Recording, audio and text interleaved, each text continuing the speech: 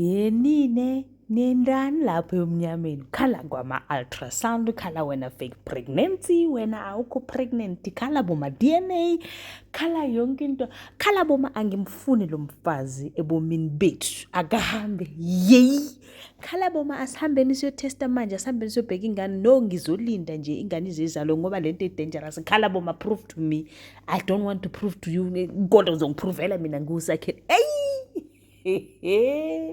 Ladies and gentlemen, as you can already see, we're going to be reviewing Smoke and Mirrors.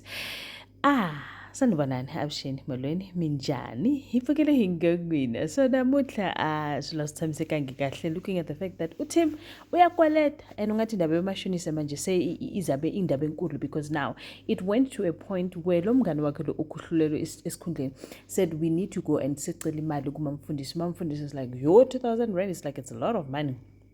On the other hand, it does not look like Umfundisi is going to give them, because Umfundisi who is the one who came at Jelabotim ukuthi lalilani mina nkosikazi wami sekane side hustle, so I'm not the only one ondlayo endlini, so which means that nje izinto zami zihamba buthethe zihamba reg zihamba butep. So now they're going to ask for 2,000 rand, and if you don't get it, which means that it's going to look like Umfundisi is not making more money. On to some more interesting news.